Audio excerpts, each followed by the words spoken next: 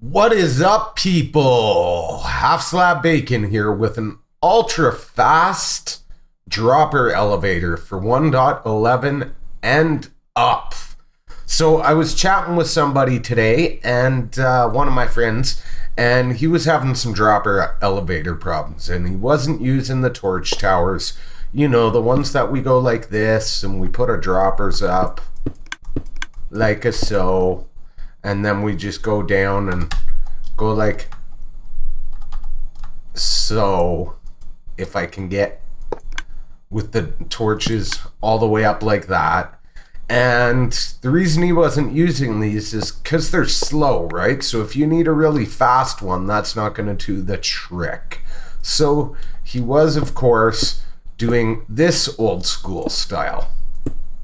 Didn't mean to place that one there, where you step your slabs out to go all the way up, and you run your redstone wire with this. And he was running into a problem, and this has been a problem since we started doing this, that these are very location and direction dependent in the world, and they can bug out and lock droppers and that kind of thing all the time. So it made me realize that while I've shown this type of design in many different shapes and sizes, I've never done a tutorial on it. So it works on this basic premise that if you turn a couple of observers back and forth and you circle a redstone circuit around them, see the initial update causes an ultra fast clock.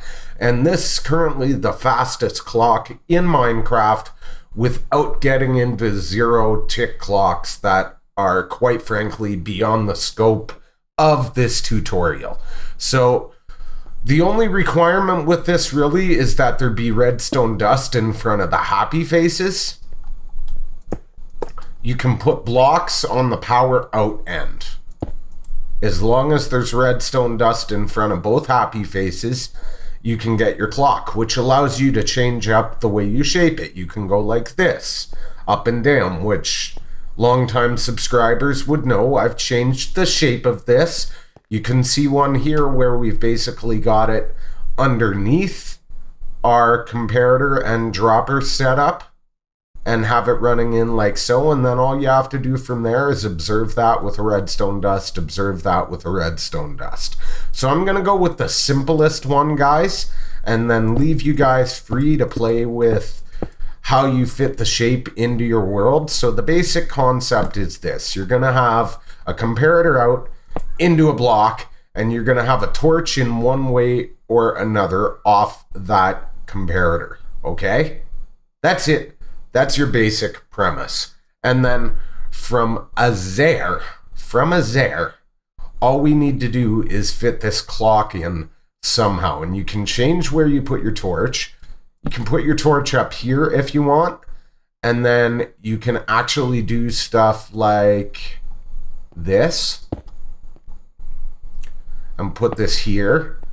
And go here if you so choose. And go here. And here. And here. When you start getting into stuff like this, it will become location dependent in the world, because you're powering that and you're powering that one there. So the simplest way I make use of this design is to just avoid that situation altogether by simply going here and putting a block here type thing.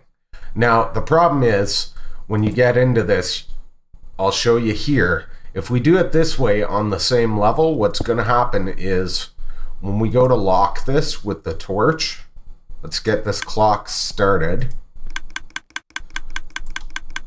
You can see how it's not locking. And that is because our torch is actually too off. We need to lock that redstone dust directly. So the simplest way of doing that is just to go the block below. That's it. That's all.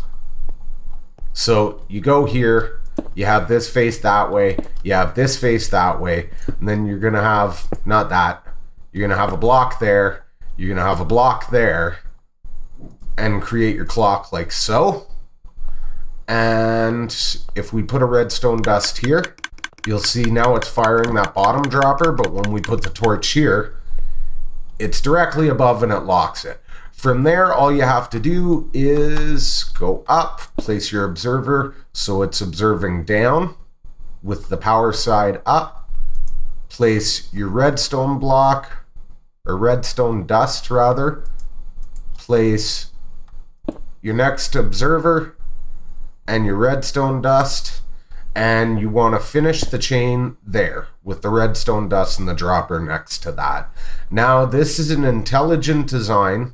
You can see it shuts off the torch and unlocks the system. You can see how fast it's going, guys. That's as fast as you can pulse droppers. That's as fast as they'll go, 1 tick. They can't handle a 0 tick. They can't update fast enough. So that is the fastest dropper elevator you can actually get in Minecraft currently. And that is the simplest way of building it. There are other ways of going around it. We can move these if we would like, but then, like I said, you're going to run into directional issues when you go directly up and down. Like, let's say, I wanted to go like so and have my redstone block down here. Well, now I can't put a comparator here if I'm putting the first dropper here, and so on and so forth. So it does get complicated as you start to change up this shape here by moving it underneath your comparator and all that kind of stuff and things. So it's one of those, play around with it in your world. But this setup right here, guys, this seems to handle any location in the world in any direction. And it's super simple and easy to build. That's it. That's all. So there you go, guys. There is my ultra fast dropper elevator for 1.11. Nice and simple. You've seen how it works, the concept behind it, and I hope you enjoy using it in your world. And play around with it as your spacing permits and learn a little bit more about tweaking it yourself. As always, smash that like if you enjoyed this tutorial to help others like yourself who might enjoy the content find the channel. And if you're new and you haven't already, hit that sub button for more videos, peeps. As you can see behind me, we do stuff like this all the time. Thanks for watching. Bye.